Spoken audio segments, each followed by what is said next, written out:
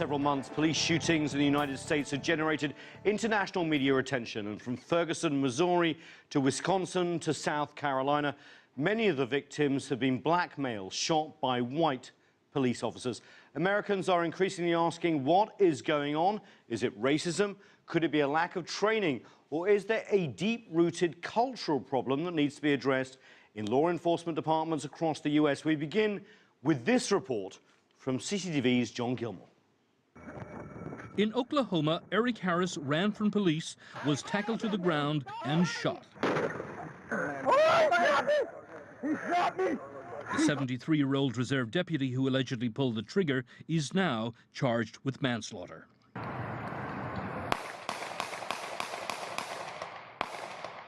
Earlier this month in South Carolina, an unarmed man, Walter Scott, was shot in the back several times as he tried to avoid arrest. Police officer Michael Slager has been charged with his murder.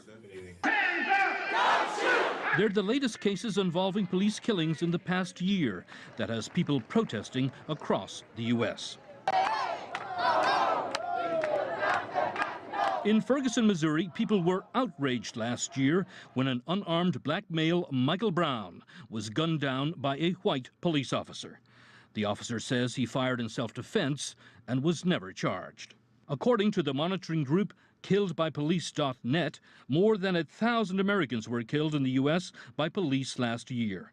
And so far this year, the number has reached 328.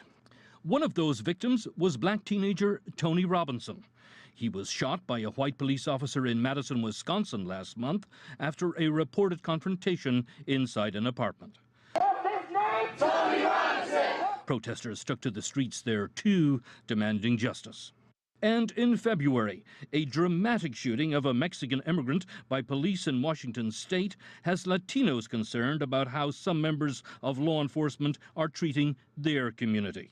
Meanwhile, few police are charged in fatal shooting incidents in the U.S.